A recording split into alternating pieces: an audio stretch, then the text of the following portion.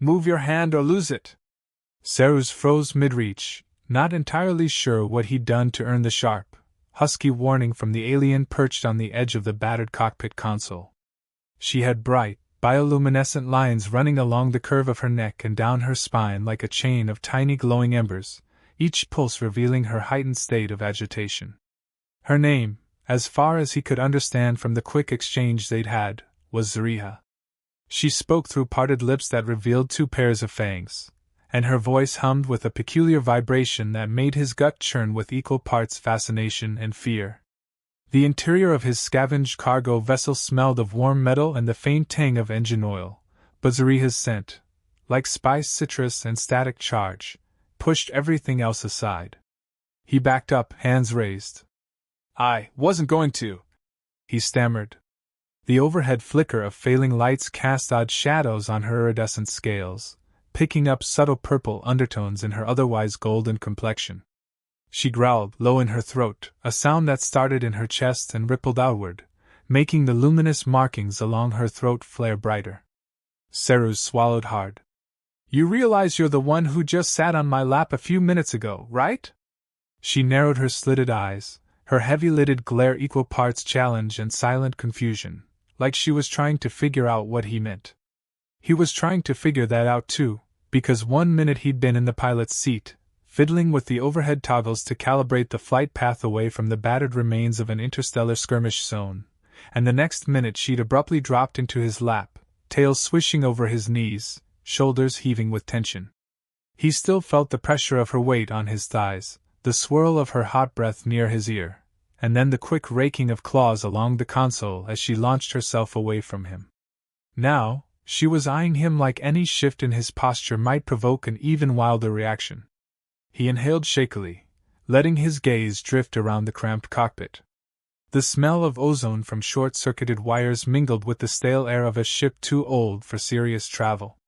Outside the main viewport, the blackness of space was dotted with the faint glimmers of distant stars. The ship vibrated under minimal engine power.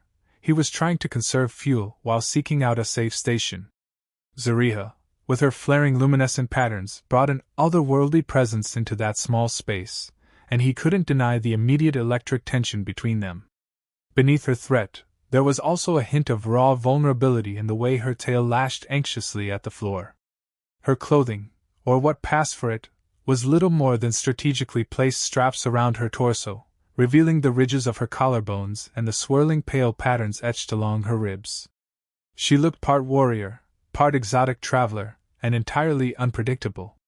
The moment she dropped into his lap, Cerus had felt a spark leap between them, something chemical, primal, unstoppable. Maybe she'd sensed it too. She hovered, half-crouched, fingertips hooking into the console as though to anchor herself. The flicker of that protective snarl faded somewhat from her face, replaced by an expression he couldn't quite read. Her language so far was mostly hisses, guttural purrs, and occasionally coherent phrases. He recalled seeing her caged on a slaver's frigate not long ago, after his ill-fated salvage run took a detour when he discovered the remains of a pirate raid. She'd broken free, he'd helped her, in fact, mostly by accident, and they'd both fled the chaos together in his battered old cargo vessel. He wasn't quite sure how they'd gone from mutual escapees to this precarious standoff. But one thing was obvious: she was fiercely territorial, not just about her personal space but apparently about him as well. "Look," he said quietly, lowering his hands. "I'm not your enemy. I just want to figure out how to help you, or at least get you somewhere safer than this floating junk heap." The flicker in her eyes softened a fraction, though the tension remained in her shoulders. Her tail twitched like a cat assessing whether to pounce. Her presence roused him in ways he wasn't prepared for. Too many nights drifting alone in a half-broken ship, scraping for the next salvage job, had left him starved for companionship. But this was something else. A riot of sensations shot through him every time her gaze raked over him, or her luminous markings brightened. She seemed equally wary and magnetically drawn to him, as though she couldn't quite decide if he was threat or sanctuary. "We can talk this out," he ventured. "Or grunt and growl it out, if that's more your thing. I just need you to not tear off my limbs in the process." A minuscule curl formed at the corner of her lip, a flicker that might have been a smile, or a snarl, he couldn't be sure. In the dim cockpit, her features were mesmerizing, the shape of her jaw, the faint ridges that traveled up her cheekbones, the polished iridescence of her scales shifting with every subtle change in her posture. Then, inexplicably, she let out a short, purring laugh. It was an odd sound, almost melodic, startling enough that Seruz felt his breath catch. Before he could respond, an alert beeped on the console. "Proximity alarm," he muttered, eyes darting to the flickering display. Something, no, multiple signals, were approaching. More slaver ships, perhaps, or corporate enforcers patrolling the shipping lanes.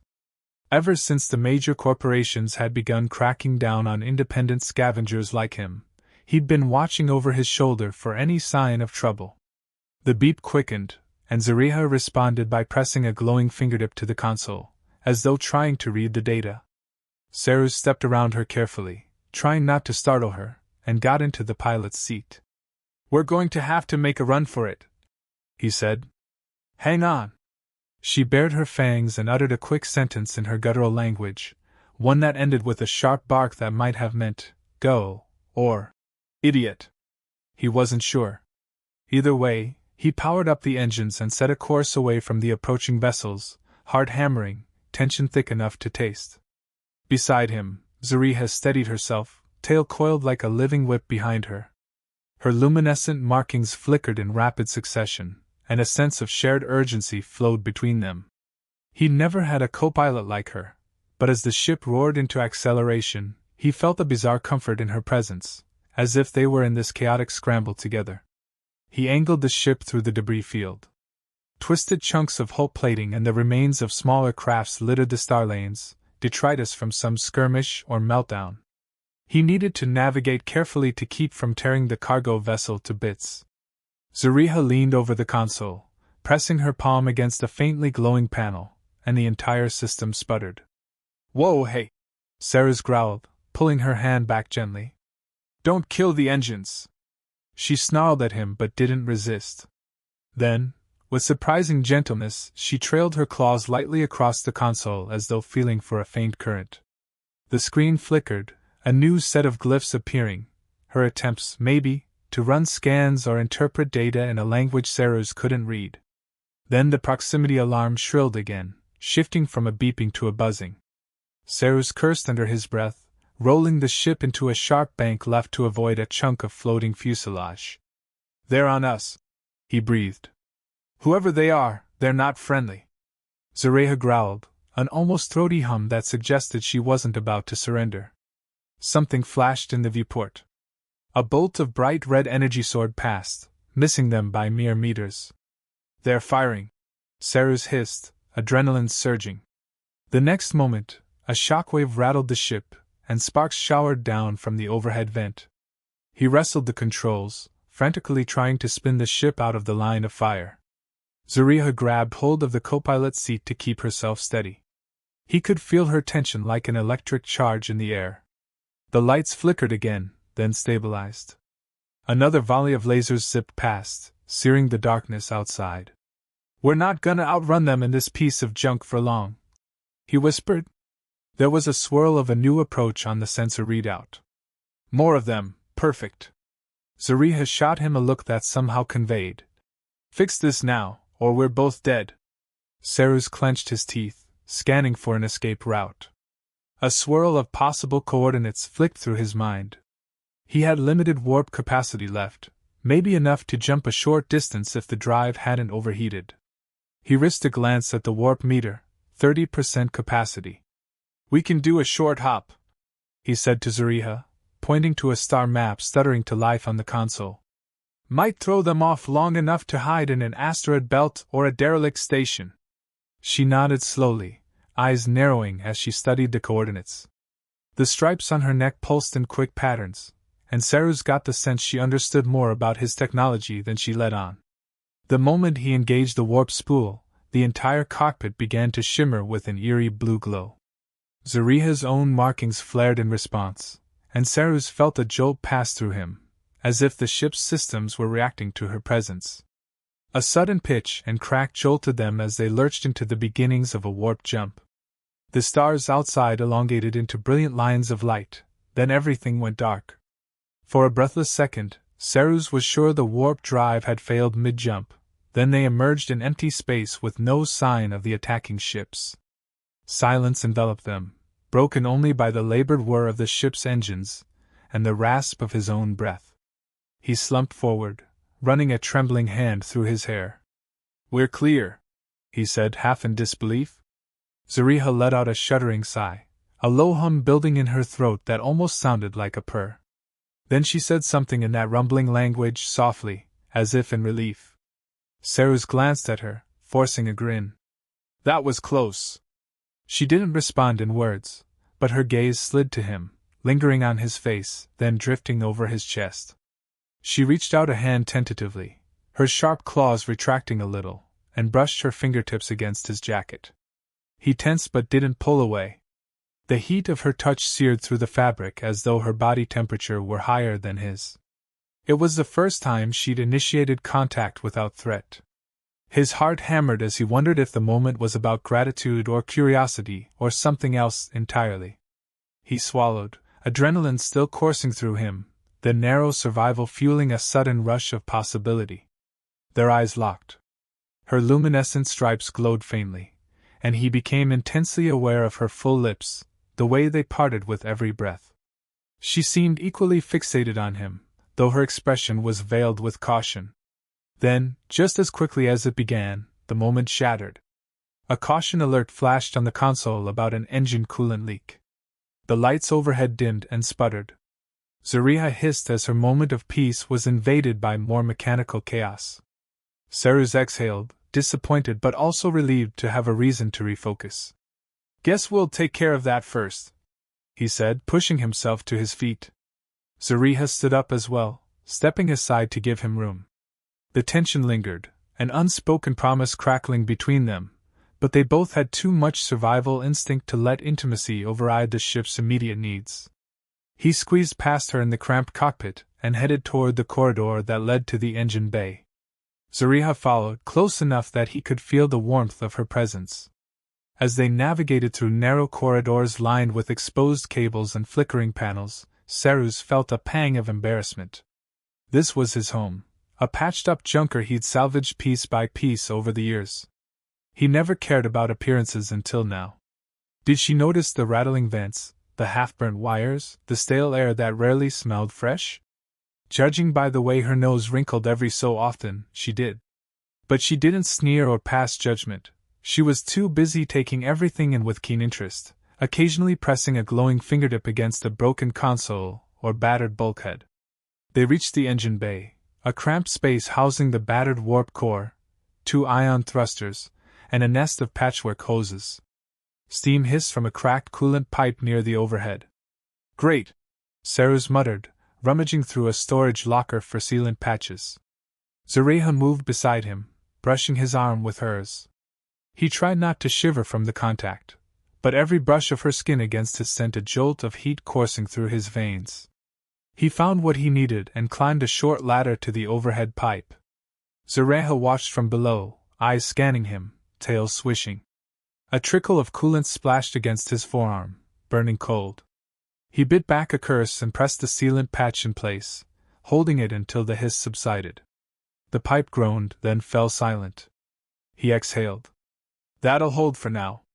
He descended the ladder, nearly bumping into Zariha at the bottom.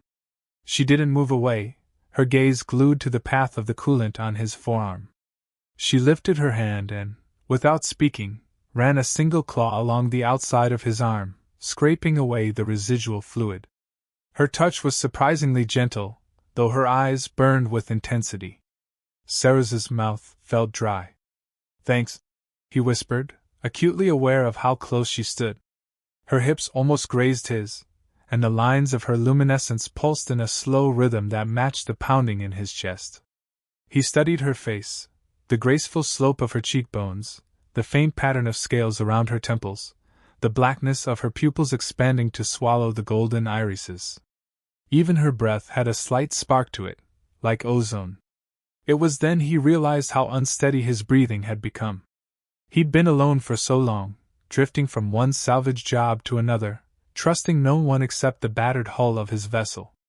And now here was Zariha, an alien woman who'd appeared in his life in a whirlwind of captivity and close calls, and somehow, in the span of hours, managed to unsettle and intrigue him in ways he couldn't have imagined. He opened his mouth, ready to say something, maybe to break the tension, maybe to address the ridiculous closeness. But she moved first.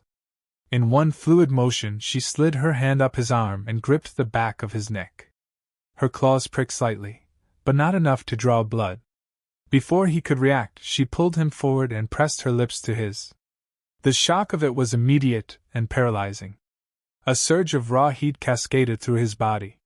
Her mouth was scorching, her lips firm, and the rasp of her fangs grazed his lower lip. For a moment, Seruz forgot about the coolant leak, the battered ship, the lurking threats. All he felt was the extraordinary sensation of her mouth exploring his, a mixture of power and curiosity that left him trembling. Then, in a flash, she pushed him away. Her eyes searched his face, as though trying to interpret his reaction. She blinked slowly, the tip of her tail curling around one of the support beams behind her. The tension in her muscles suggested she might run or pounce at any second. Seruz stood there, heart pounding, unsure what to do with the burn still lingering on his lips. He began, words failing him. She just held his gaze, luminous markings pulsing in a steady cadence that made his head spin. It felt like a question. Did he want more? He swallowed. The idea of diving back into that electric kiss was both thrilling and terrifying. His rational mind insisted this was too fast, too strange, an alien woman, a near stranger, though they'd faced mortal danger together. But his body was locked on the raw longing she'd ignited. He raised a shaky hand to her cheek, just to see if she'd let him. She didn't flinch, didn't snarl. Instead, she tilted her head slightly into his touch, her fangs visible in a half-parted mouth that almost looked hungry. He leaned in, just an inch closer, and this time, their kiss was slower, more deliberate, as though they were mapping each other's contours. Her tail coiled against his leg, making his breath catch. The sound of the ship's failing systems hummed in the background, a constant reminder that danger was never far. But in that moment, the only thing that mattered was the exchange of breath and heat between them. Her lips parted, tongue brushing his, and he tasted a tang of metal and salt, an exotic flavor that made him press closer, wanting more. She responded, a low rumble building in her throat. He could feel the muscles under her scales shift, and it was like holding on to a live wire. Then came a clatter of metal from above. A loose panel jarred by the ship's vibrations crashed down, snapping them both out of the trance. Seruz jerked his head up in alarm, heart racing. Zariha snarled at the panel, as if offended by the intrusion. But the moment was broken, and Seruz took a step back, bracing himself against the ladder. Every nerve ending was buzzing. He cleared his throat, trying to rein in his ragged breathing. We, should check the rest of the ship for damage, he managed, painfully aware of how feeble that sounded after what just happened. Zariha's chest rose and fell with each breath, her eyes locked onto him with an almost predatory intensity, but she gave a curt nod. He glanced away, focusing on the nearest console to gather his thoughts. The engine seemed stable for the moment, but the warp drive had overheated. They'd need time for it to cool down before attempting another jump. They also needed to figure out what to do next. Hiding indefinitely in deep space wasn't an option. He risked a glance at Zariha. She hovered behind him, arms crossed, tail flicking slowly, the glow of her stripes pulsating in a pattern he was starting to associate with her calmer state. That kiss had been anything but calm, though. He silently wondered how quickly things had escalated. She had practically landed in his lap in the cockpit, and now she was kissing him. Yet there was also an emotional distance. He suspected trust was a foreign concept to her, and he wasn't exactly brimming with it himself. They left the engine bay together, heading back to the cockpit to assess the situation. Along the way, Seruz noticed more details about her, the way her steps were virtually silent, the subtle flex of muscles beneath her scales, the lingering scent of her, like fruit and smoke, floating in the air behind her. She paused occasionally to examine a broken panel or peer through a porthole into the star-flecked darkness. Eventually, they made it back to the pilot's console, and Cerus slumped into the chair, checking readouts. The short warp had taken them into a region of space unclaimed by any major faction. No stations or outposts showed up within scanning range, which meant no immediate safe harbor. On the bright side, they'd lost their pursuers. The slavers or corporate mercenaries, whoever they were, hadn't followed, yet. Cerus pressed his fingers to his temples, trying to strategize. "We can't stay adrift forever," he murmured, half to himself, half to Zariha. She stepped behind the pilot's seat, resting her hand on the backrest, then leaned forward. Her face was close to his, and he could smell that charged fragrance rolling off her. She uttered a few words in her language, slow and deliberate. He caught a repeated term that sounded like Yova, a word she'd used before to refer to either her home or a place she wanted to go. He frowned. "Yova. You want to go there?" She nodded, her gaze flicking to the star chart. He tapped a few keys, scanning the database for anything resembling that name. Nothing came up. "No official record," he muttered. Zariha huffed in frustration. Maybe it was a hidden system or a planet not catalogued by human explorers. He found himself at a crossroads. He could try to navigate aimlessly in search of her unknown destination, or he could find a safer route to the fringe outposts where an old contact might help them. Both choices were risky. But something about Zariha's urgency made him lean toward helping her. He could see the subtle way her eyes hardened, how her tail twined with anxiety, how the glowing lines on her neck pulsed with a faint, desperate edge. She needed to get home, or at least somewhere connected to her people. And he was the only pilot around. Cerus sighed. "All right, we'll head to the fringe outpost I know. Maybe someone there has a star map that could help us locate your Yova." She tilted her head, considering his words, as if deciphering them from tone alone. Then, to his surprise, she reached down and brushed her knuckles against his cheek in what felt like a gesture of gratitude. The contact made his pulse quicken again, but he forced himself to stay focused on the plan. He engaged the thrusters, adjusted their heading, and set a slow course for the nearest outpost. The journey would take a few days at subwarp speeds, enough time for the drive to cool and for them to avoid detection by slaver or corporate patrols. As the ship rumbled forward, Zariha sank into the co-pilot seat, crossing her legs in a way that exposed more of those rippling scales up her thigh. Cerus tried not to stare, but it was impossible to ignore how striking she was. She caught him looking, and a small, knowing smirk tugged at her lips.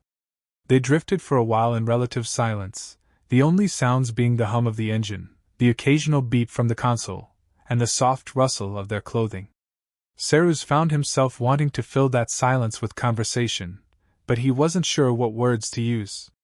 She understood some basic phrases, enough to communicate threat or confusion or gratitude, but anything deeper was beyond them. Instead, he just kept glancing her way, and each time, she was watching him too, a mystery flickering behind her golden eyes. He tried to refocus on the readouts, but the memory of her lips on his kept flooding his mind. The taste of her, the warmth, the unexpected rush. He remembered how she'd growled at him, and then at the thought of other potential threats. It hit him that the playful idea in the back of his mind, that she might be protective or possessive, wasn't so far-fetched. She'd bristled and snarled the moment he'd even moved too close without her initiating. Yet she'd also been the one to close the distance. It occurred to him that maybe she perceived him as hers. The thought sent a jolt of both fear and excitement through him. He wasn't sure which emotion was stronger. Hours blurred into a day, and they settled into a tense routine.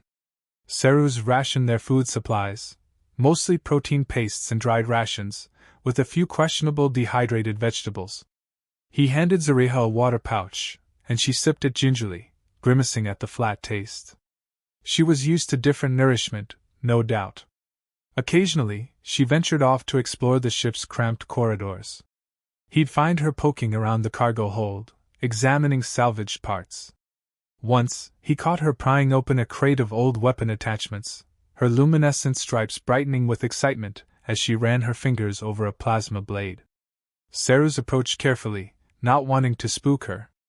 "That's dangerous," he said quietly, gesturing to the blade's activation switch.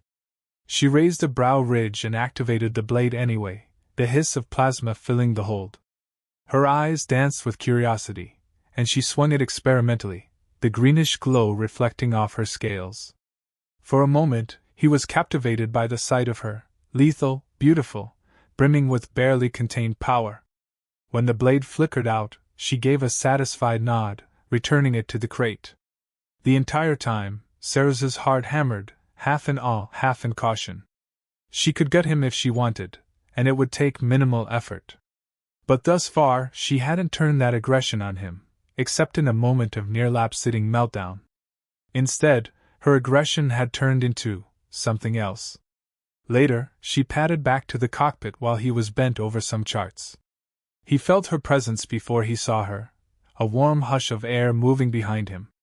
Her hands slid over his shoulders, and her body pressed against his back, the heat sending tingles across his skin. He inhaled, half turning his head. Her eyes were half closed, her lips parted.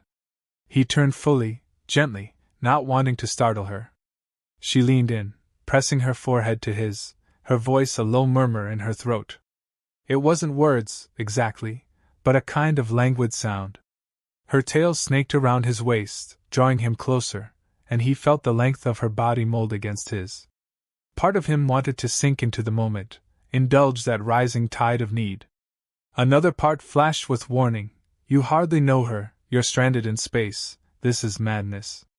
But caution melted under the heat of her closeness.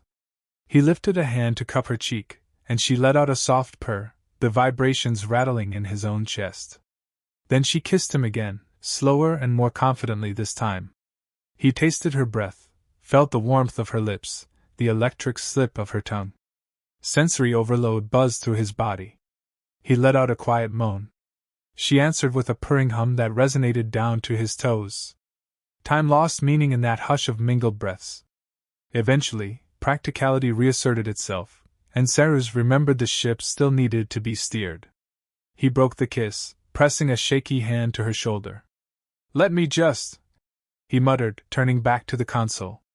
She didn't snap at him for pulling away. Instead, she perched on the edge of the co-pilot's seat, eyes heavy-lidded and smoldering with latent desire. Her posture said she was waiting, maybe willing to let him handle the ship's business first. Ceruz exhaled shakily, flipping a few switches to adjust their trajectory. The screens confirmed they were on a stable course. The nearest outpost was still a day and a half away. He risked a glance at her, heart pounding. She studied him like he was a puzzle to solve.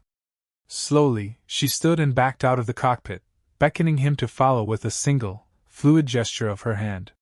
It was an unspoken invitation, and he found himself rising from the seat before he made any conscious decision. They made their way through the dim corridor to the small cabin where Ceruz sometimes slept. It was cramped, barely large enough for a narrow bunk and a footlocker. The overhead lighting flickered, revealing old scrawl marks on the walls, notes, or warnings he'd left himself over the years.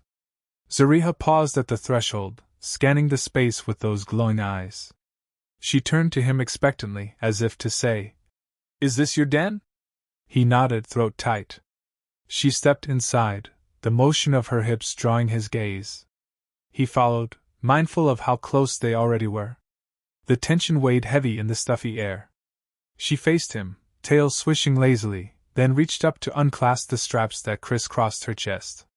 Ceruz's breath caught as the makeshift garments slid away, exposing more of her scaled skin. She let it drop to the bunk, eyes flicking to his in silent challenge. There was no question about her intent now. It was blatant, scorching. He closed the distance, hard hammering, and she met him halfway, pulling at his jacket with deft claws. For a moment, he feared she'd tear it apart, but she was surprisingly careful. She peeled it off his shoulders, then tugged at his shirt, her eyes narrowed in determination. Their breathing quickened. Every time their skin brushed, a thrill sparked through him. He felt the ridges of her scales under his fingertips, the shifting patterns of warmth, and luminescence. Her breath came in short gasps, the faint purring hum deep in her chest. He let his hands wander along her back, feeling the contours of her alien physiology, marveling at how different yet alluring she was. She seemed equally fascinated by him, trailing her claws along his torso, scraping lightly but never breaking skin. They kissed again, hungrily this time. The bunk creaked beneath them as they sank onto it, limbs entangled. Seruz's mind whirled. He was no stranger to fleeting companionship in distant ports, but this, an alien woman with a dangerous, mysterious edge, felt like stepping into uncharted territory. Yet every cautionary instinct was drowned out by the surge of adrenaline and desire. Their touches deepened, and soon he lost track of time in the swirl of sensations, the heat of her skin, the press of her curves, the soft, growling moans that resonated from her throat each time he grazed a particularly sensitive spot. They explored each other's bodies, awkward at first, then more confident as they discovered how to communicate with breath, touch, and soft noises. She nipped at his shoulder with her fangs, careful not to break skin but hard enough to set his nerves aflame. He gasped, and she responded with a throaty chuckle, as if pleased by his reaction. Their intimacy reached a crescendo that left them both breathless, curled against each other in the cramped bunk. The mechanical whir of the ship's systems droned outside, but in that small room, it felt like another world. She collapsed against him, scales warm and slightly damp with sweat, her tail draping possessively over his thigh. He wrapped an arm around her, heart pounding, breath labored. She listened to his heartbeat with an intense curiosity, pressing her ear to his chest as if mesmerized by the rhythm. He cradled her, letting the hush settle around them. A flood of unexpected emotion coursed through him. He felt more alive than he had in years, yet also strangely vulnerable. That vulnerability twisted into a knot of confusion in his gut. Would this mean something to her, or had it been a convenient indulgence? He glanced at her face, but her eyes were closed, the edges of her lips curved in a faint, relaxed expression. She looked more at peace than he'd seen her. After a moment, she lifted her head and gently brushed her lips against his collarbone.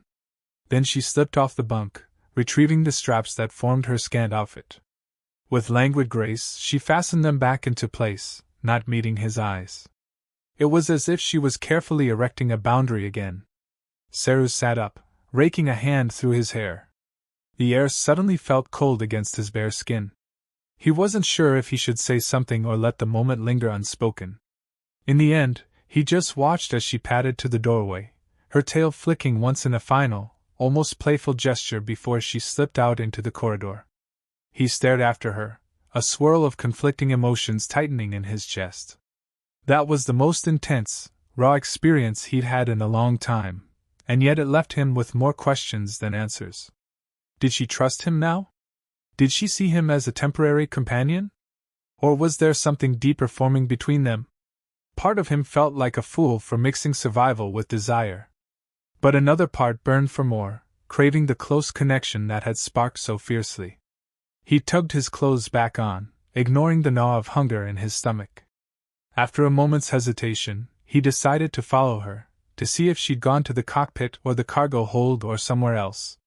The corridor was dim, and he heard a faint shuffling sound from up ahead. Rounding a corner, he nearly crashed into her. She was hunched near the entrance to the cockpit, sniffing at the air. Her stripes glowed with a low hum. She made a quick motion for him to stay still, then pressed a finger to her lips, an indication to be silent. Seruz immediately froze, adrenaline spiking. Something was wrong.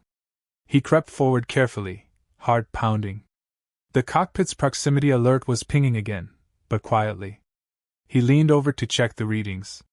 Another ship was in the area, creeping up on their position. Zariha was already narrowing her eyes, tail lashing in annoyance. They found us, Seruz muttered, the dryness in his mouth intensifying. The screen showed a single craft, no known identification, but it was definitely scanning them. Could be slavers, could be mercenaries, could be worse. He glanced at Zariha, who growled softly. "We can't run again. The warp drive is still cooling," he whispered. She clenched her jaw and asked a short question in her language, presumably. Fight or hide? Seruz chewed his lip, scanning the readouts. They might be able to conceal themselves in a nearby asteroid cluster if they diverted course immediately. It was risky, but so was waiting here to be boarded. Hang on, he said, sliding into the pilot's seat and adjusting the thrusters. Zariha stood behind him, gaze flicking from the console to the star field ahead. We'll dip into that cluster, kill all non-essential power, and hope they pass us by. She didn't respond with words but gave a terse nod. With quick hands, Seruz guided the ship into the cluster's outer edges. He weaved past smaller rocks and ice chunks, occasionally relying on manual thruster bursts to avoid collisions.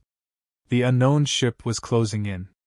He muted the cockpit lights, leaving only the faint glow of the instruments. The darkness cloaked them, broken only by the blue shimmer of the passing asteroids. Finally, he found a large asteroid that looked stable enough to serve as cover. He navigated behind it, rotating the cargo vessels so that the rock's massive bulk shielded them from the intruder's sensors. Then he powered down everything but life support. They drifted in silence, hearts pounding. Zariha placed a hand on his shoulder, her grip firm. The moment stretched into eternity. The console's passive scanners showed the hostile blip nearing the cluster, then circling. Seruz held his breath. If the other ship had advanced scanning tech, they'd be found easily. A faint beep indicated the intruder was moving, searching. He felt Zariha's breath on his neck. Then, just as it seemed the intruder might pass them, a bright search beam cut across the asteroid's surface, illuminating the cockpit briefly in a glaring flash. Zariha hissed, pressing closer to Seruz. He fought the urge to maneuver away. Moving now would only give them away. The beam swept over them once, twice, then receded. Silence. Moments ticked by, his pulse roaring in his ears. Finally, the scanners picked up the intruder's retreat. The blinking dot pulled away from the cluster, fading into the distance. He exhaled shakily, sinking back into the pilot's chair. Zariha made a sound that might have been relief, her stripes dimming slightly. They watched the sensor readout until the hostile ship vanished. Seruz powered the systems back on in increments, not wanting to give any leftover watchers a bright signature. The tension in the cockpit eased, replaced by exhausted relief. Zariha rested her hip against the console, crossing her arms, her gaze drifting to Seruz with something akin to admiration. He tried a small, humorless smile. We live another day, he said softly. She cocked her head, eyes lingering on him before she responded with a soft purr. The next day and a half passed in a strange mix of routine tasks and simmering tension. They avoided direct contact with any other vessels, winding through backwater routes and scanning constantly for signs of pursuit. Seruz spent hours each day at the console, while Zariha alternated between silently exploring the ship and finding reasons to brush against him in passing. Every small touch sparked a wave of memory, of that heated moment in the cabin, her scales pressed to his skin, the desperate tangle of limbs. His mind kept flashing back to that intimacy, and each time, his desire for her grew. But she kept a certain distance now, as if she tested the waters and was content to let him stew. Occasionally, she'd flash him a mischievous half-smile, her tail flicking with amusement when she caught him staring. It was maddening and exhilarating all at once. At last, the sensors picked up the signals of a fringe outpost. A ramshackle station orbited a small, lifeless moon in a nowhere system. Seruz had been here once or twice, bartering salvage for fuel and supplies. The place was known for less than legal commerce, and sometimes people with specialized star charts or knowledge of hidden routes hung around. He explained this to Zariha as best he could, pointing at the outpost schematic on the console. She seemed to understand the gist. They'd resupply, maybe learn how to reach her Yova, then move on. Her face hardened when he mentioned the possibility of encountering slavers or corporate muscle here. The station had no official law enforcement, just local muscle. She bared her fangs at the mention of slavers, the memory of her captivity still raw. Seruz reached out and squeezed her hand in a small gesture of reassurance. She let him. Together, they guided the cargo vessel into the outpost's docking ring. The interior docking bay was dimly lit and smelled of machine grease and stale recycled air. Clusters of mismatched ships were parked haphazardly, held in place by bulky mechanical clamps. Seruz guided his vessel into a vacant berth and powered down. He glanced at Zariha. "Stick close," he said gently, ignoring the swirl of tension in his gut. "This place can be rough." She nodded, tail flicking in acknowledgement. He gathered a few meager trade goods from the hold, salvaged circuit boards, a crate of half-functional drones, and hefted them into a duffel bag. That might earn them some credit or fuel.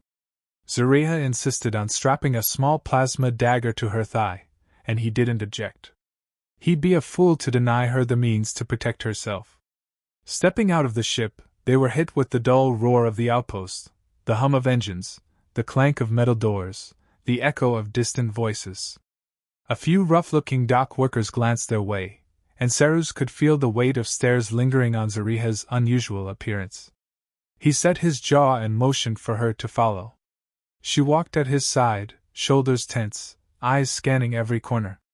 They passed through a series of corridors lined with flickering neon signs advertising questionable services. The walls were riddled with graffiti in a dozen alien languages. A pair of wide-set bouncers, presumably from some local species, eyed them warily but let them pass into the main concourse.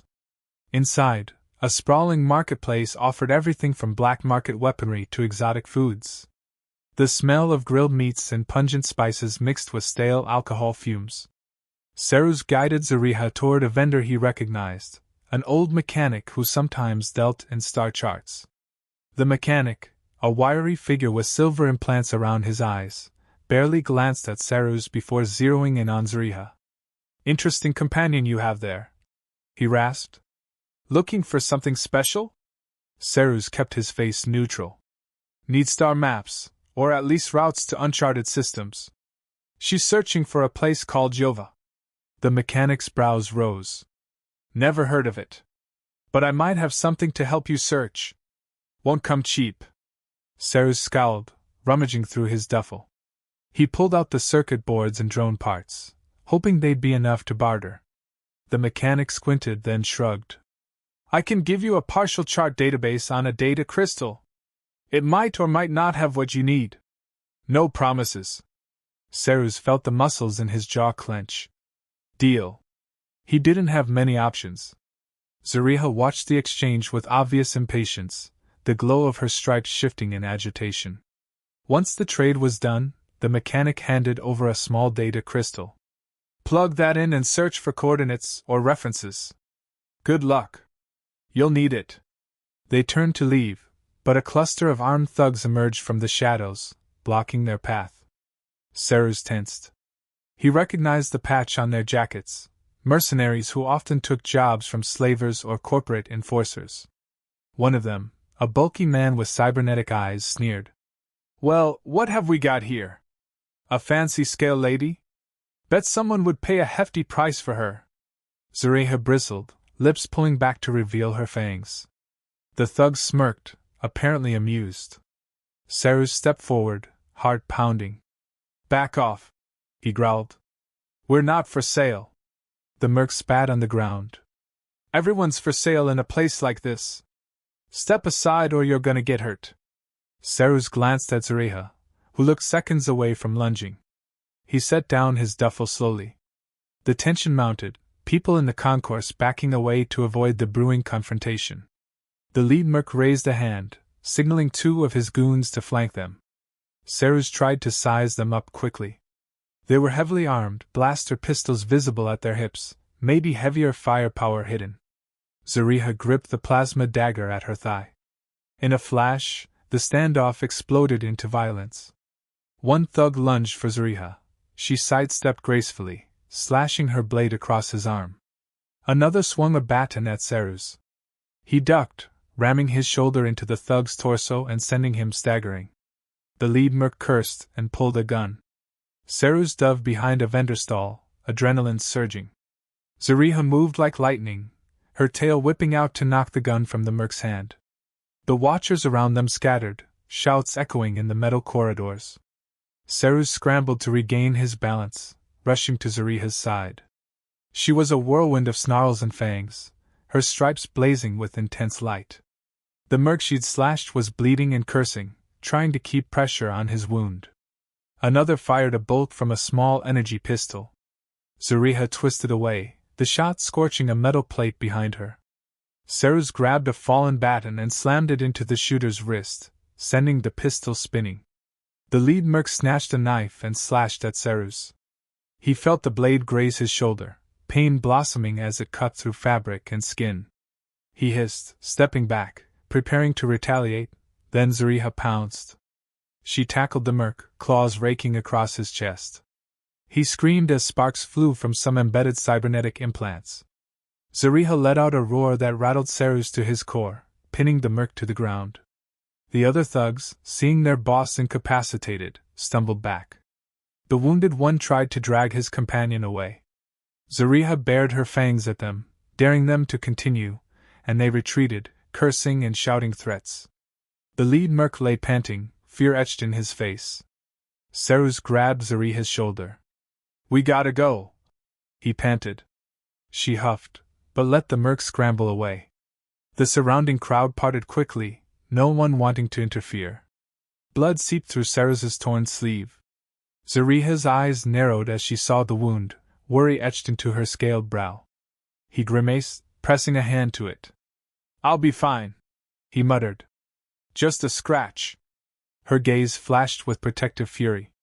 She grabbed his wrist gently, pulling his hand away to inspect the cut. She spat something in her language that sounded like curses, then glanced around, as if searching for a safe spot. They ducked into a dingy corridor away from prying eyes.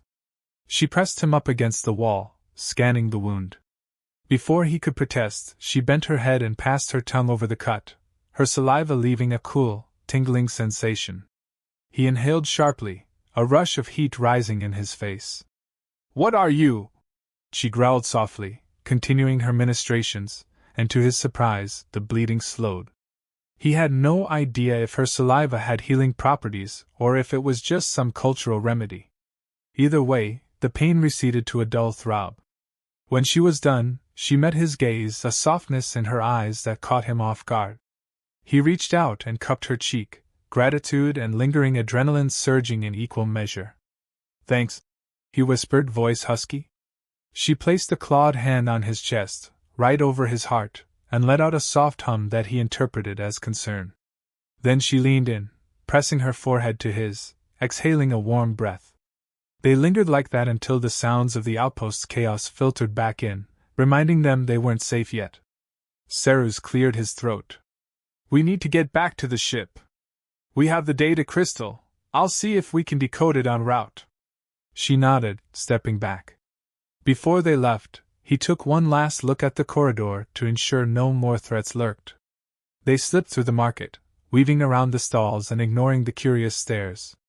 More than one patron gave Zariha a wide berth after seeing her dispatch those mercs with ruthless efficiency. Eventually, they made it to the docking ring. Seruz was about to enter the ship's access code when a voice hissed from behind. "Hey! You there!" He spun, hand on his belt. A rogue figure emerged from a recessed alcove, face obscured by a hood. "Heard you ask about a place called Yova," the figure said, voice gravelly. Seruz glanced at Zariha, who was bristling. "What's it to you?" The figure stepped closer, raising a spindly hand. "I might have heard of that name. A rumored region uncharted. There's talk of rare technology, intense cosmic storms, ancient ruins. If you're trying to find it, you'll need more than some second-rate data crystal." Seruz's heart skipped. "And you know how to get there?" The figure let out a laugh. "I know of a gate that leads to many unknown sectors. But it's guarded, accessible only by the wealthy or cunning. If you're serious, you'll need to track down a gate key. I might be able to point you in the right direction, for a price." Zariha growled, her posture indicating she wanted none of these shady dealings. Seruz turned back to the robed figure. "We're low on funds." The figure shrugged. "Then you can trade something else. Knowledge, an artifact, a favor. I don't ask for coin alone." Seruz's mind raced. He didn't trust this stranger, but they might be the best lead they had. "We'll consider it," he said, voice tight. The figure nodded slowly, passing him a small data chip. "Take that. You'll find my contact details. Seek me out if you decide the risk is worth it." With that, the robed figure melted back into the shadows, leaving Seruz and Zariha exchanging uneasy looks. Finally, they boarded the ship, sealing the hatch behind them. Zariha exhaled, tension radiating off her. Seruz rubbed his wounded shoulder. "We should get out of here before those mercs regroup," he said, limping toward the cockpit. She followed, her expression grim. Once inside, he slid into the pilot's seat. Zariha hovered beside him, tail swaying with agitation. He fired up the engines, awaiting clearance from the outpost control. After a pause that felt like an eternity, a bored voice crackled through the calm, granting them permission to depart. The docking clamps released. Seruz guided the ship out into the void. When they were finally free of the station's gravity locks, he let out a breath, shoulders slumping in exhaustion. Zariha laid a hand on his back, a soothing gesture that warmed him. He turned to meet her eyes, mustering a small smile. "We made it. I'll decode this data crystal, see if it has any mention of Yova. If not, maybe we take that robed figure up on their offer." She nodded, though she looked far from thrilled. He couldn't blame her. They were stumbling through half-truths and rumors in search of a place that might not even exist in standard star charts. But what else could they do? She wanted home, or at least some semblance of it, and he couldn't bring himself to abandon her now. He activated the crystal interface on the console, letting the ship's computer process the encrypted charts. A flicker of starlines and coordinates appeared, many incomplete or corrupted. Zariha leaned in, eyes darting over the floating holograms. She pointed to one symbol that repeated in various lines of text. It resembled the glyph she'd scrawled earlier when trying to communicate about Yova. Seruz highlighted it, searching for references. A partial coordinate popped up, but it was missing entire segments. With a frustrated sigh, he leaned back. "We don't have enough data to pinpoint it." Zariha sank into the co-pilot's seat, shoulders sagging. Seruz reached over and rested a hand on her arm. "We'll figure it out," he promised, though he wasn't entirely sure how. She stared at him for a long moment, then placed her hand over his, squeezing gently. In the dim cockpit, the glow of her stripes flickered, reflecting her uncertain hope. He glanced at her parted lips, remembering the taste of her, the closeness they'd shared. Even with all the danger swirling around them, that draw between them was undeniable.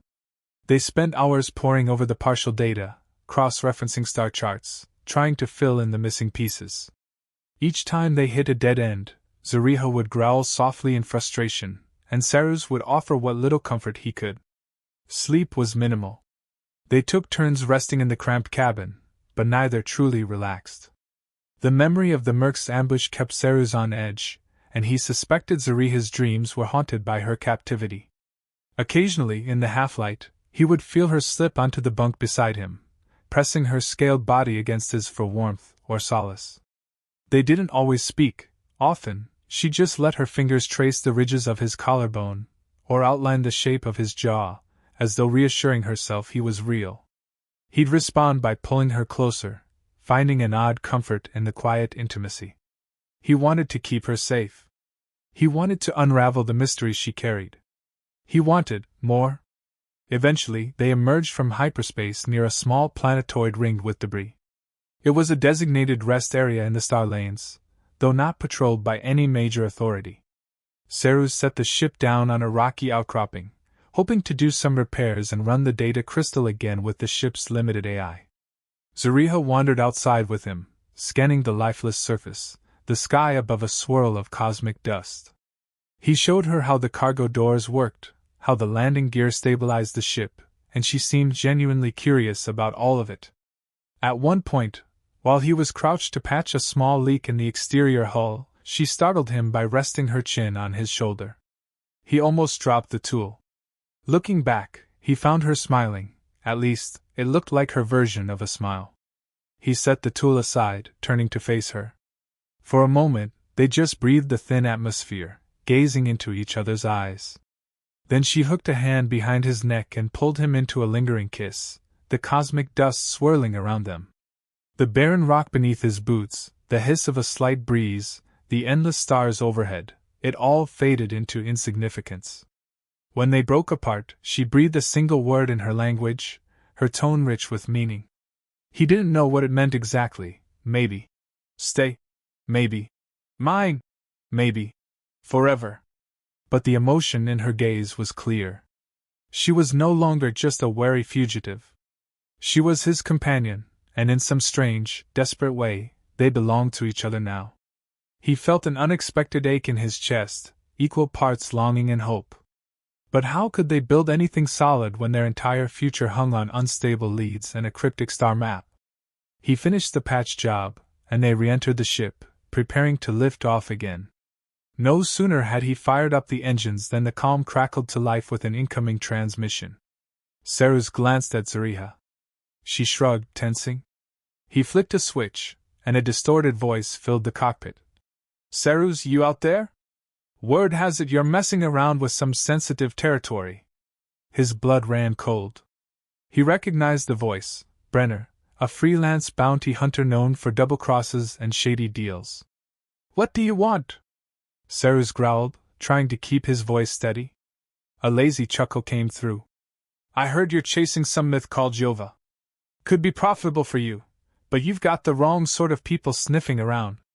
I can help, for a price, of course. Seruz's jaw tightened. Everyone wanted a piece of the action. Everyone wanted to exploit what Zariha was after. Not interested, he muttered. Oh, I think you'll change your mind, Brenna drawled. Meet me at coordinates I'm sending, or your new scaly girlfriend might find a bounty on her head that'll bring every scumbag hunter in the sector down on you. Tick-tock. The line went dead, and a beep indicated inbound coordinates. Seruz cursed under his breath. Zariha looked at him, concerned. He explained as best he could, running a hand over his face.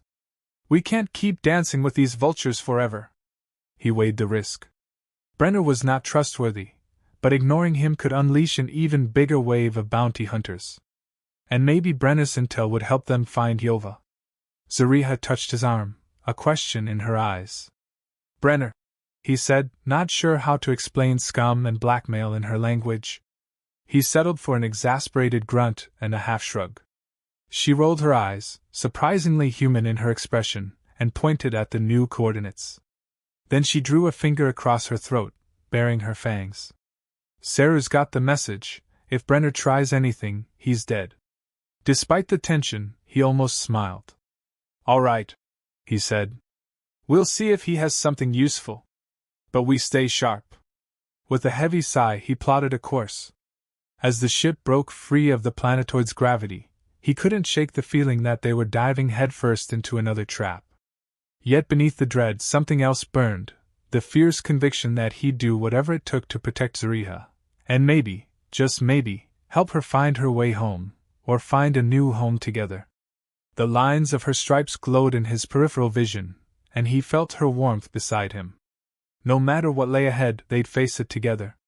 Their journey to Brenner's coordinates took them to a remote gas giant orbit, a place where swirling clouds the color of rust and gold roiled endlessly.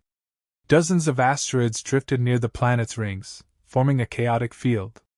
Seruz spotted Brenner's vessel hovering like a predatory hawk among the debris. He guided his ship in carefully. Keep the guns hot, he muttered, flicking toggles. Zariha understood the tone, if not the exact words, and readied her plasma dagger. The radio crackled again. Ah, you actually showed, Brenna said, amused. Stand by, I'm sending a docking link. Seruz eyed the blinking request warily. He accepted, allowing Brenna's ship to clamp onto their airlock. The hollow clang echoed through the corridors. He and Zariha exchanged a tense look, then made their way to the airlock. It hissed open to reveal Brenner standing with a smug grin. He had a face like hammered stone and a slender build, dressed in battered armor. A couple of henchmen flanked him. Brenner's gaze swept over Zariha appreciatively. Heard stories about your new friend. You sure do know how to pick them, Seruz. Seruz crossed his arms. Cut to the chase. We're here because you claim you can help. Brenner chuckled. Straight to business, as always. Fine. Word on the underchannels is that a certain corporation got wind of your search for Yova. They're not happy. They want whatever secrets or resources might be there, and they don't like competition. Zariha growled softly at Brenner's mention of corporations, her tail swishing in agitation. Brenner glanced at her with a half-smirk. I've got partial coordinates to a gate that might lead you closer to Yova. The same gate that robed freak was probably referencing. But it's locked down tight, only accessible with a special key. This key is rumored to be in the possession of a reclusive order of watchers near the Dralix Nebula. He paused, gauging their reactions. Of course, retrieving it won't be easy. Dangerous types guard it. But if you get it, you can open the gate and see if Yova is on the other side. Seruz studied Brenner, trying to sift truth from half-lies. And what do you want? Brenner's smirk widened. A cut of anything valuable you find. I'll even help you get in and out. But if you turn me down, I'll make sure the bounty on you both doubles by next week. Seruz clenched his fists. You're scum. I've heard worse, Brenner said, shrugging. Look, we can do a job together or be enemies. You pick. Zariha looked ready to stab Brenner on the spot. Her stripes flared in agitation, and she bared her fangs. Seruz placed a steadying hand on her arm. Fine, he bit out. We'll find this key. But no double crosses, Brenner. The bounty hunter raised his hands, feigning innocence. Of course. I'll transmit the location of these watchers. Contact me when you're ready, and I'll help arrange passage. Zariha hissed softly, but Seruz nodded, not letting his eyes leave Brenner's face. A few tense moments later, Brenner and his men retreated back into their ship, the airlock sealing behind them. Seruz let out a breath he hadn't realized he was holding. Zariha turned to him, eyes blazing with outrage. He understood her fury. They were caught in a web of blackmail and manipulation, forced to rely on a man they despised. They retreated to the cockpit to review the data Brenner had sent. Sure enough, there was a coordinate path leading into the Dralix Nebula, a region known for cosmic storms and rumored enclaves of mysterious orders. Zariha studied the swirling patterns on the console with a worried crease in her brow. She gestured to the glyph that resembled her symbol for Yova. It appeared faintly in the data. She tapped it, then looked at him with a question in her eyes. He rubbed his temples. I guess that's where we're heading. We have to get a key from these watchers to open some ancient gate. Only then might we get to Yova. She sighed, a sound of resigned acceptance. He set the coordinates and engaged the engines, adrenaline simmering. The promise of an unknown future loomed ahead, a collision of uncharted territory, cosmic storms, and an alien order that might protect or kill them on sight. And in the center of all that, a fragile bond had formed between him and Zariha, fueled by mutual desire and a glimmer of trust. He glanced at her, remembering the feel of her lips, the heat of her scaled body. She caught his eye and offered a small, almost hopeful smile. They might have been an unlikely pair, but they were in this together now. During the journey to Dralix, he and Zariha prepared as best they could. They patched the ship's hull, reorganized supplies, and tested what little weaponry they had. Late in the cycle, while reviewing star charts, Zariha approached, placing a hand on his shoulder. He turned, seeing a question in her eyes again, a half-formed phrase on her lips. She repeated the same guttural word she'd used before. He guessed it was important. Yova? He tried. She shook her head, repeated the word with more emphasis. Then she gestured to him, then to herself. His heart pounded. Was she naming him something in her language, or was she expressing something bigger, like a bond, a vow, a promise? He couldn't be certain, but the weight in her tone told him it meant more than a simple label. Carefully, he reached out, touching her chest where her heart might be, and said her name. Zariha. Then he touched his own chest. Seruz. She smiled softly, and repeated his name in her accented voice. The way she said it sent a pleasant shiver through him. He nodded, a warm flutter in his chest. Even if the rest of the galaxy hunted them or tried to exploit them, they had this moment of connection, fragile and real. They dropped out of hyperspace at the edge of the Drelux Nebula. A swirling mass of purple and green gases greeted them, illuminated by random bursts of electrical storms. Cerus swallowed hard. "We'll have to navigate carefully," he murmured. "The storms could fry our systems." Zereha watched with wide eyes, her stripes pulsing in excitement, or maybe anxiety. He plotted a cautious course, staying near the nebula's outer layers. Occasionally, arcs of lightning flickered between the swirling clouds. The sensors beeped warnings about gravitational anomalies. "Just hold together," he whispered to the ship, coaxing it forward. For several tense hours, they picked their way deeper into the nebula, guided by the coordinates Brenner provided.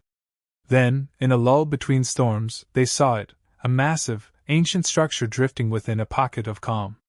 It resembled a fortress of spires and arches, tethered to a floating chunk of rock, lights gleaming faintly along its edges. "That must be the Watcher's stronghold," Cerus muttered, awe creeping into his voice. Zereha stared, transfixed. He guided the ship toward a docking platform that jutted from the fortress. No defensive gunfire, no immediate greeting, just an eerie silence and swirling nebula clouds beyond. They landed, the engines winding down, the platform's magnetics securing the hull. Cerus strapped on a sidearm, and Zereha donned her plasma dagger. Together, they descended the ramp, stepping onto the ancient metal of the stronghold. The air was thin but breathable, or perhaps the Watchers had atmospheric shields in place.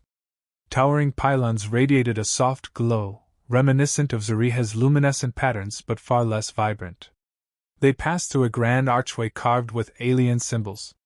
The corridors beyond were dimly lit, echoing with the faint hum of unseen machinery.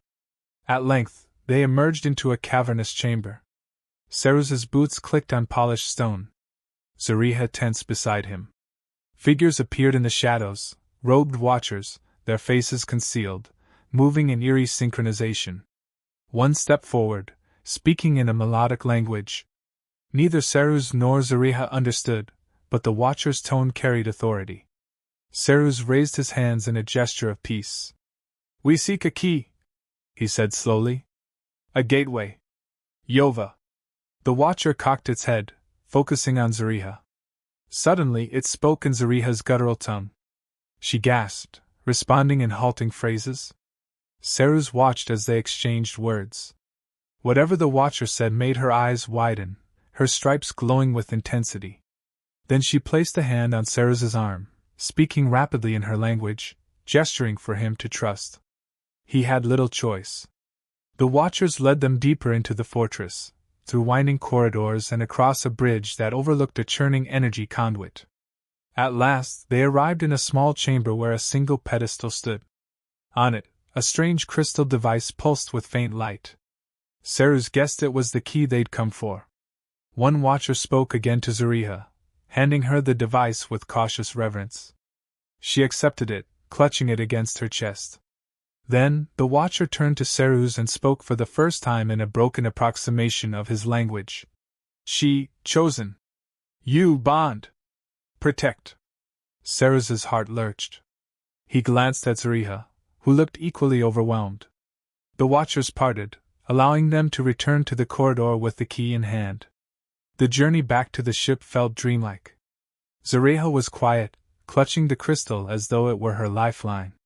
Cerus tried to read her expression, but she seemed lost in thought. As they neared the docking platform, a jolt of alarm seized Cerus. Another ship was parked beside theirs. His stomach twisted. "Brenner!" he hissed. Sure enough, the Bounty. Hunter leaned against a pylon, arms crossed, a smug grin on his face. "Couldn't resist coming to see if you succeeded. I take it that fancy rock is what we need." Zereha growled, stepping forward protectively. Brenner raised his hands. "Easy now. I'm on your side, remember?" Cerus eyed him warily. "Right. And now that you see we have the key, what's your play?" Brenner shrugged. "The gate is deep in that sector. I'll guide you, keep the corporations off your back, in exchange for my cut. A deal's a deal." Cerus gritted his teeth. "We'll take our own route." Brenner's smirk faltered. Don't test my patience. We came this far. Might as well finish together. Zariha tightened her grip on the key, and for a moment Seruz thought she might lunge. But with the Watchers presumably still observing, they chose not to escalate. Fine, Seruz bit out. But no games, Brenner. They boarded their ships. Seruz sat in the cockpit, Zariha at his side. She placed the key on the console. It resonated with the ship's systems, as if sending out pulses of data. A set of cryptic coordinates flashed across the screen, apparently the gate's location. With a resigned sigh, Seruz keyed in the route. He guided the ship away from the Watcher's stronghold, Brenner's vessel following. Let's hope this leads us to Yova, he murmured, giving Zariha a reassuring nod. She placed her hand over his, her stripes glowing softly. Whatever lay ahead, they'd face it together. They emerged from hyperspace near a region teeming with cosmic storms, swirling with plasma ribbons that glowed green and orange. The readings were off the charts: unstable gravitational fields, high electromagnetic interference. And in the middle of the chaos, a massive, circular construct floated in silent majesty. It looked ancient, fashioned from the same material as the Watcher's stronghold but on a far grander scale. A ring of glyphs pulsed around its perimeter. That must be the gate, Seruz breathed, heart pounding. Zariha stared in awe, tears gathering at the corners of her eyes. She reached out to touch the screen, whispering what sounded like prayers or pleas. This was her chance to return home, or at least to the region that might lead her there. Brenner's ship circled around them. The comm crackled. Activate the key, Seruz. Let's see if this thing really opens. Seruz glanced at Zariha, who nodded and pressed the key against the console. Immediately, the ring began to hum. The glyphs lit in sequence, arcs of energy crackling between them. A swirling vortex shimmered in the center, forming what looked like a stable passage. Zariha's eyes shone. Brenner's voice came again. Let's go. Quick, before it destabilizes. Seruz clenched his fists. He didn't like trusting Brenner, but they had no choice. He maneuvered the ship toward the vortex, adrenaline surging.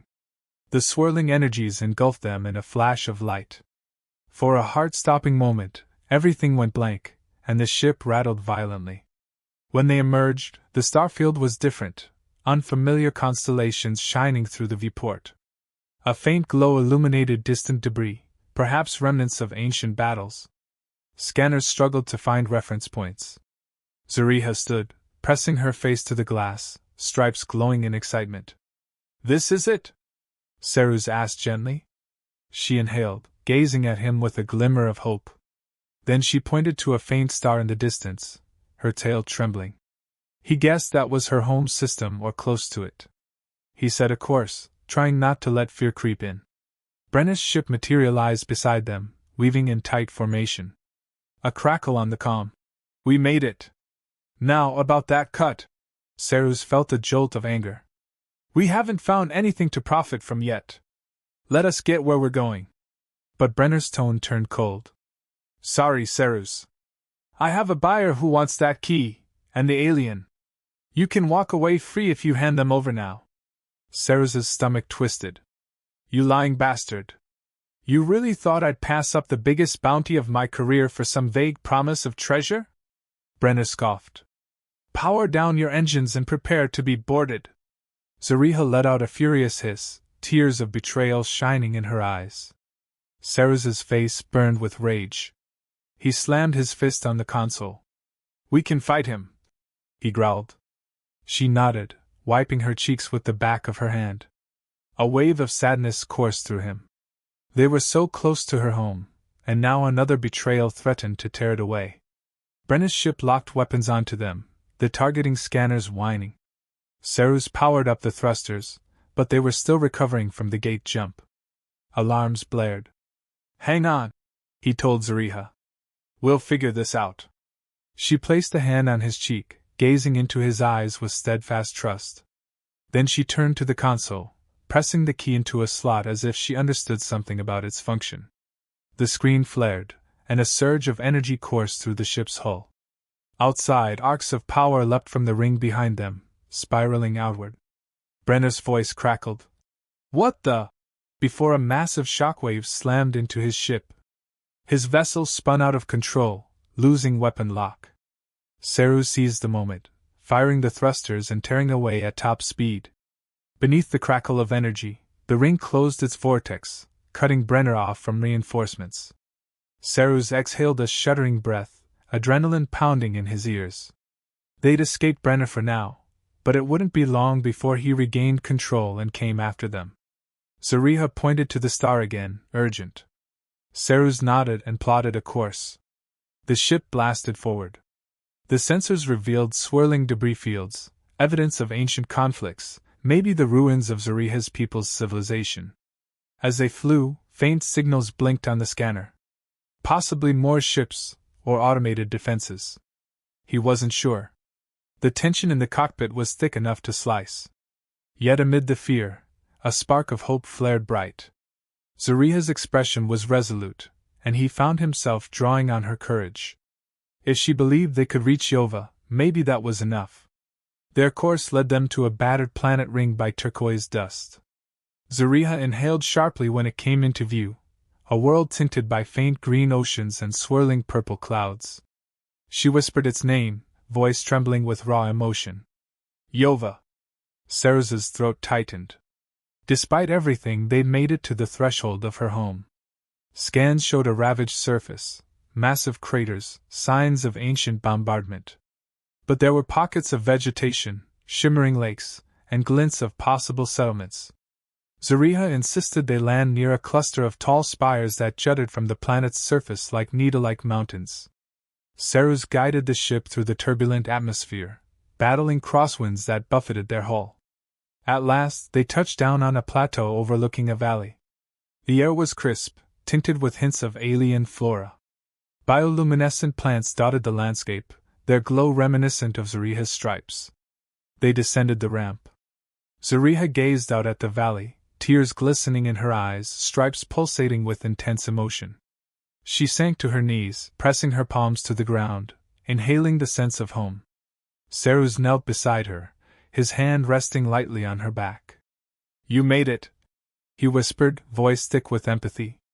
She looked at him, eyes brimming with gratitude and something deeper.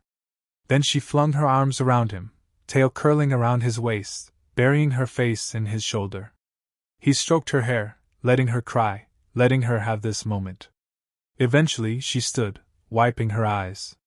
She pointed toward the spires in the distance, then back to him, as though inviting him to come with her.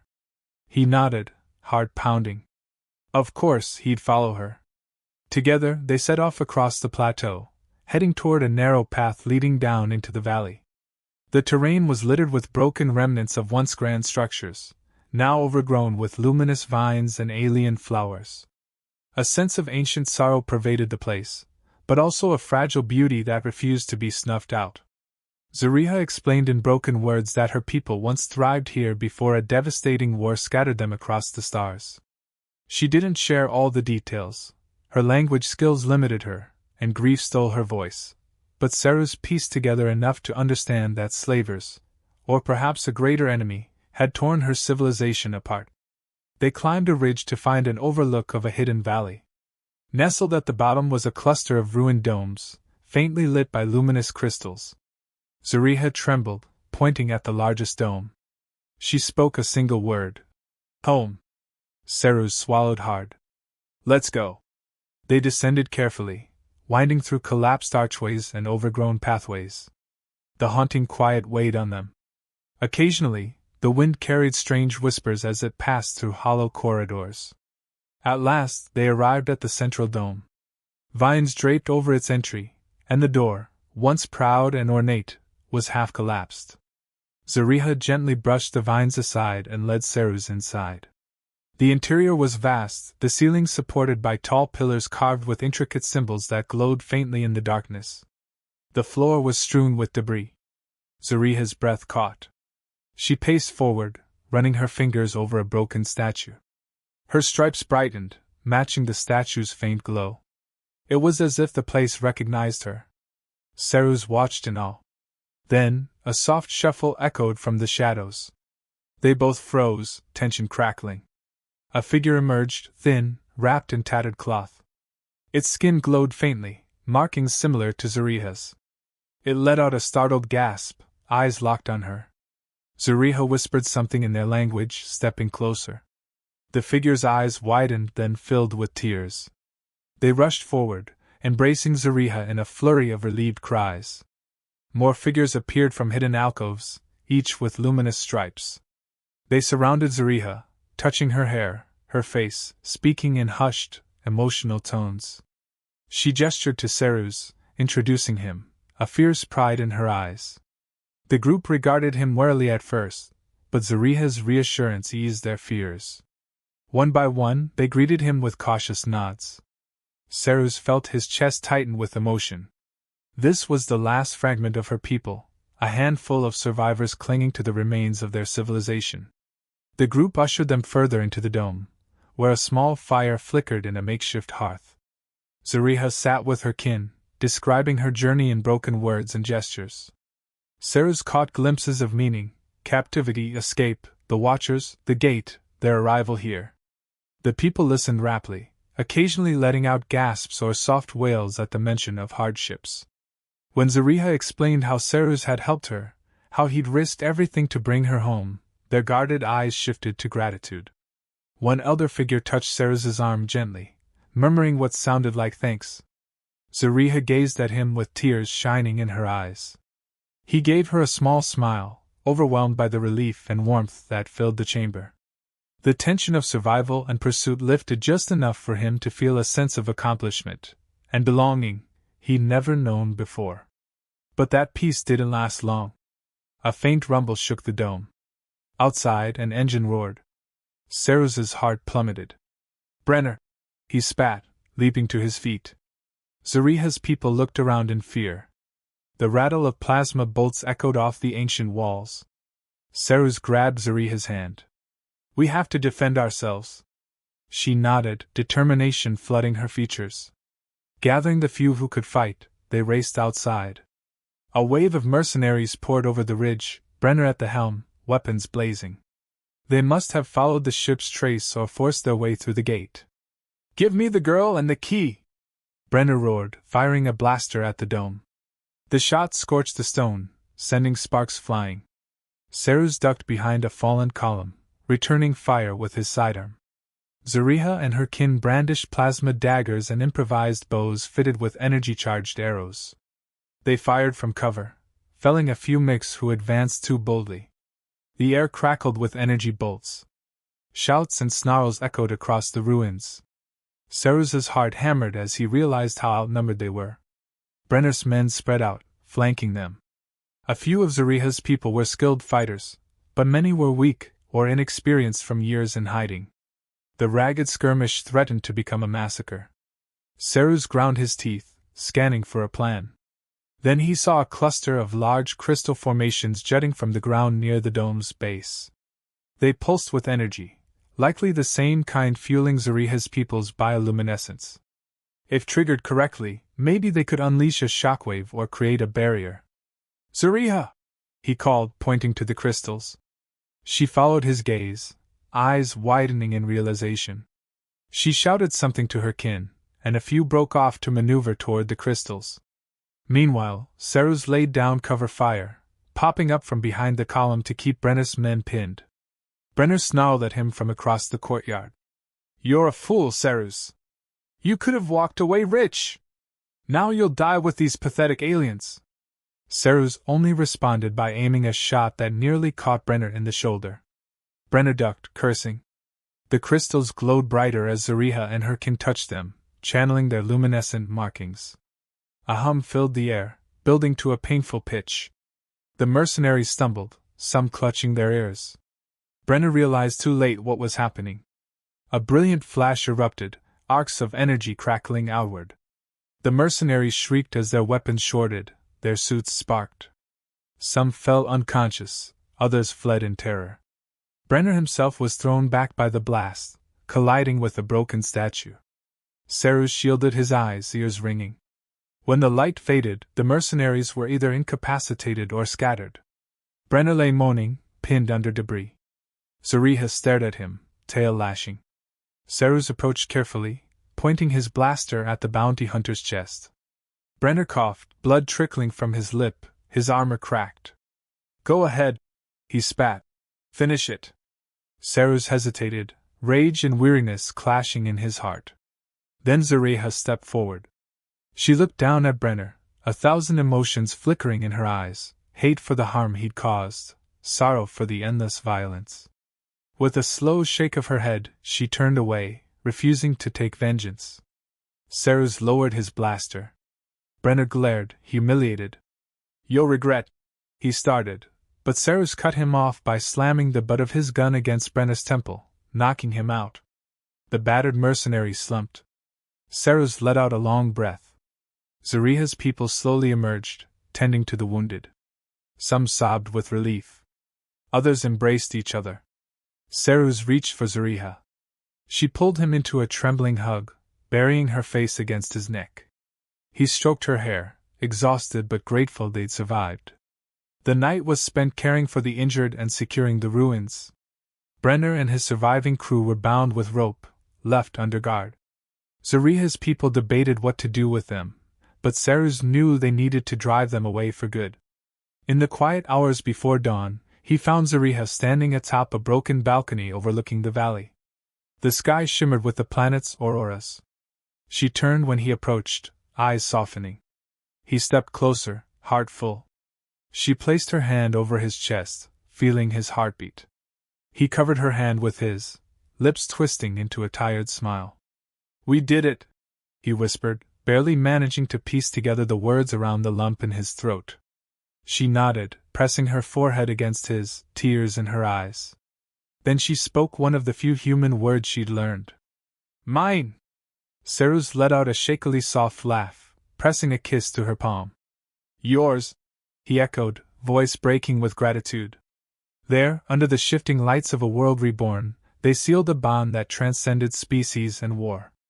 Her tail curled around his leg, and she leaned into him with the same fierce possessiveness she'd shown from the start. But this time, it was matched by an undeniable tenderness.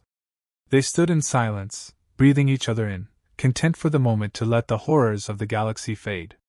The next few days saw them rebuilding what they could. The small community of survivors patched up the dome, cleared debris, and shared food and stories. Zariha stayed close to Seruz, guiding him through the remnants of her culture. She showed him elaborate murals telling the story of her people's downfall and the promise of renewal. In return, he taught her more human words, explaining the technology that might help them rebuild. Bit by bit, they bridged the gap.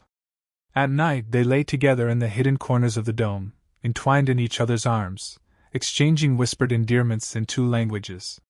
It was an intimacy born not just of physical desire but of hard-won trust and shared trials. She still growled whenever another female approached him, her possessive streak apparently unquenched, but Seruz found it oddly endearing, a testament to how fiercely she cared. Whenever he teased her about it, she'd bare her fangs playfully, then pull him into a heated kiss that left them both breathless. Eventually, it came time to decide what to do about Brenner and his mercenaries. Some voices among Zariha's people called for execution. Others argued for exile. Seruz advocated dropping them on the far side of the planet with minimal supplies far from the settlement. If they dared return, they'd face the crystal's wrath again. Reluctantly, the community agreed. Seruz and Zariha oversaw the transport. Brenner regained consciousness enough to glare, but he was too injured to resist. You're making a mistake, Seruz, he rasped as they left him near a ravine. Seruz ignored him, guiding the rest of the mercenaries to an equally remote spot. Zariha lingered, her tail stiff, a low warning growl in her throat. She left no room for doubt. If he ever returned, he'd wish he hadn't. When it was done, they returned to the dome, relief washing over them like a sunrise. In the following weeks, Seruz helped repair his ship and introduced the community to the idea of forging connections with other worlds. Some survivors still feared outsiders, but Zariha encouraged them to trust Seruz's guidance. He showed them how to use salvage to generate power, how to set up rudimentary defenses. The Watcher's Key was placed in a sacred alcove, a reminder of the path home and the bond that made it possible. Seruz found himself strangely at peace, no longer drifting from one salvage run to another but anchored by Zariha's presence. She, in turn, glowed with renewed vitality, leading her people with quiet determination. One day, while they sorted through items in the ship's hold, Zariha had discovered a small personal trinket of Seruz's, a weathered photograph of him and a friend from years ago. She studied it curiously, then looked up at him, question in her eyes. He explained, haltingly, that it was from before he became a bitter wanderer, back when he believed in companionship. She placed her hand on his cheek, eyes warm with understanding. In that moment, he realized he'd found what he never knew he was searching for, a place to belong, a person who accepted him, flaws and all. Their bond only deepened. Nights were spent entwined in each other, words unnecessary, the hush of the ancient ruins enfolding them. Once, he woke to her curled against his side, tail draped possessively over his waist, her stripes faintly glowing in a rhythmic pulse. He watched her breathe, heart overflowing with tenderness. In that softness, he recognized that the harrowing journey, the fights, the betrayals, it had all been worth it to reach this point. The final closure came when Zariha, in halting human words, asked him to stay, permanently.